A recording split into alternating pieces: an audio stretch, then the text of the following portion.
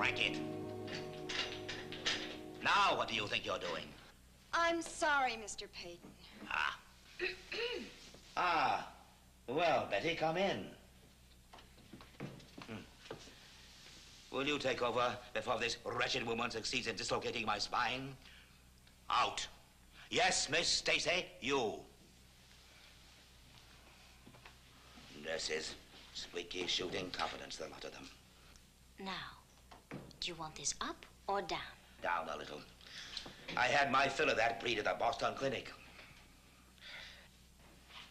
Well, you look very attractive today, Betty. Thank you. And you crank very well. Thank you again. Nothing bolsters a woman's confidence like a becoming outfit, does it? Come, sit here beside me where I can talk to you. How do you feel? Oh, better. But I taste that smoke every breath I draw. You're lucky just to be breathing. Why did you ask me to come here? Well, certainly not to expect you to commiserate over my health, or the lack of it. I have a proposition to make to you, Betty. My house will need a certain amount of redecorating, and I want you to do it for me. You can afford a decorator? Oh, I'm not asking this as a favor. You'll be well repaid for your services.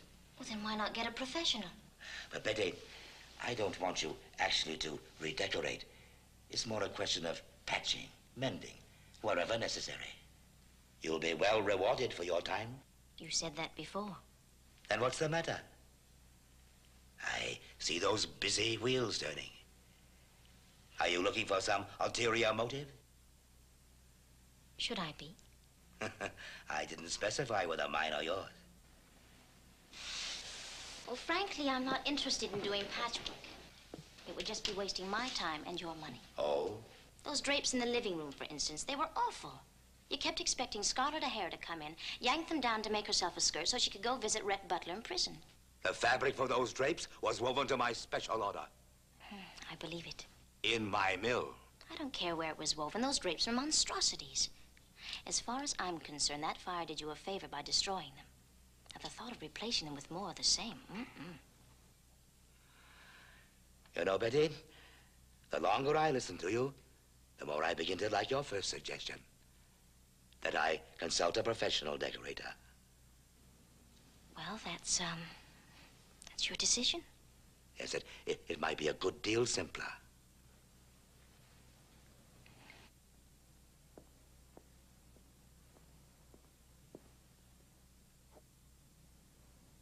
People who take orders are always simpler. You can always buy obedience, Mr. Peyton. If I were to do this, it wouldn't have been for money. Oh? Because you're Stephen's grandfather and you needed me. Spare me the hushed tones, Betty. You'll make me feel as if I were on my deathbed. If you were, you would have been taking full advantage of it. You haven't changed, have you? Neither have you. Betty, how did you know the draperies in the living room had been destroyed? You went there after the fire, didn't you? Yes. Why? Curiosity. Come here.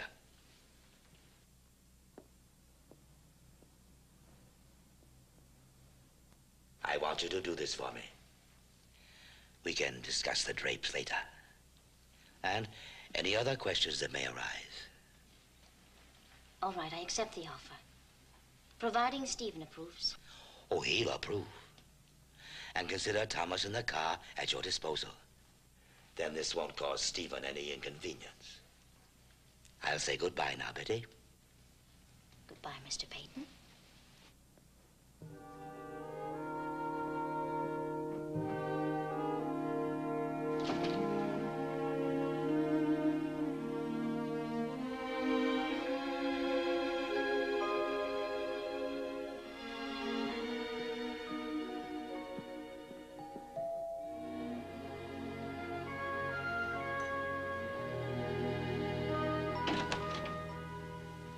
Hi, Rachel. Hope I'm not interrupting your dinner or anything. No, come in. Thank you. Let me take your coat, and Would you like some coffee or some tea? Oh, no, thanks. I can only stay a minute. What I came to ask you was, could you come to dinner tomorrow night? Oh, I'd love to. But I don't think it would really be right. Well, it'll only be for a couple of hours. Why don't you ask Mrs. Carson if she'd mind? Oh, I appreciate it, but... Ask me what? Hi, Miss Carson. Hello, Rita. I invited Rachel to come to dinner tonight, but she said... She said no because she had to stay home with Matthew and me, right? Oh, Elliot and I are going to stay home anyway. Besides, you'll have a wonderful time. It's a good chance to wear that new party dress. That's right, I do have a party dress. Well, it really isn't going to be anything fancy, but I think it'll be fun. Good. Are you sure, Mrs. Carson? I'll be happy to come, Rita. Good. 7 o'clock tomorrow night, all right? I'll be there. Don't you want to see baby Matthew?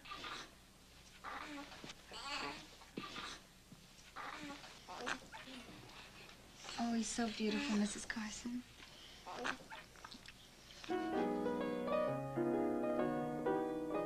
Closing time. Closing time, everybody. State law and I'll let you know. Last drink's on me. Good night. Night, everybody. Night. Come back again soon. Friendliest joint in town. Oh, my back. What are you trying to do? Trying to help. Take it easy. Why? You're a woman with an aching back, and I'm a young man with 2 strong arms. You did real good tonight, Chris. If you keep it up, I'll have to have you playing here every night. But it's getting kind of late now, honey. You better go home. Ada, if you don't mind, I'd like to unwind at the piano for a while. Well, if you don't mind, I'll just say good night. I'm dead. I'll finish this stuff up in the morning. Just don't forget to turn out the lights and lock the door before you leave. I won't forget to lock up the place, but you can turn off the lights now. Okay. Night, Chris. Good night, Ada.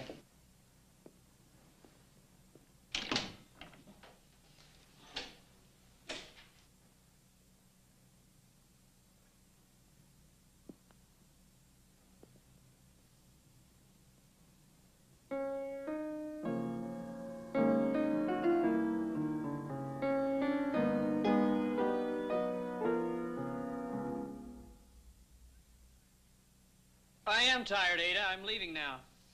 Good night, Chris. See you tomorrow.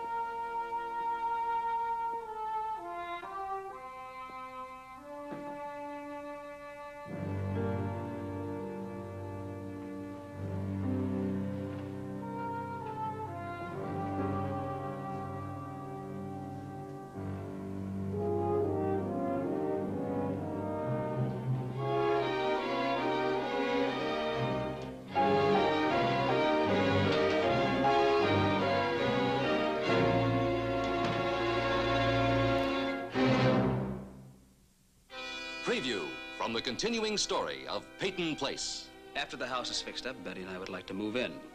I see. Are you reneging on your offer? Perhaps I'm just curious that you didn't set your sights a little bit higher. Or have you? How does it feel, Lee, to kill someone and just walk away clean? Didn't your dear departed mother ever tell you how she got away with killing the Carson Dame?